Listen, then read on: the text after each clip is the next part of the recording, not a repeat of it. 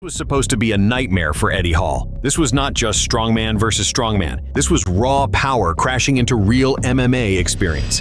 And that is what makes this so crazy. Because sometimes, experience means nothing when a man that size lands first.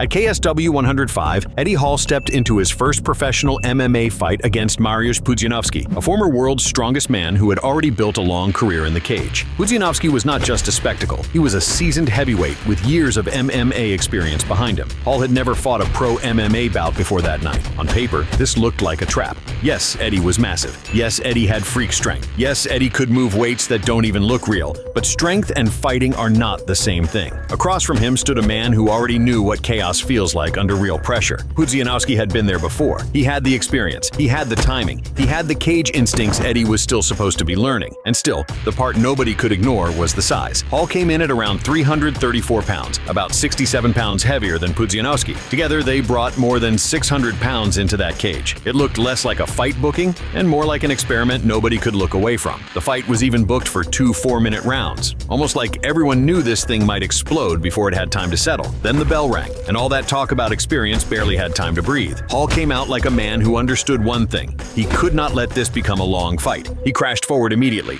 threw with bad intentions, and landed hard enough to change the whole night in seconds. Pudzianowski got clipped, tried to recover, and suddenly the veteran looked overwhelmed by something even experience could not slow down. Hall kept swarming. No patience, no feeling out process, no slow build, just pressure, impact, and a pace that felt completely out of control. Then came the moment that broke it. Pudzianowski went down, Hall followed him, and the rookie strongman finished the veteran with brutal ground and pound. Just like that, it was over in 30 seconds. A debut against a veteran was supposed to test him. Instead, it turned into a shock, ending almost before the audience could process what they were watching.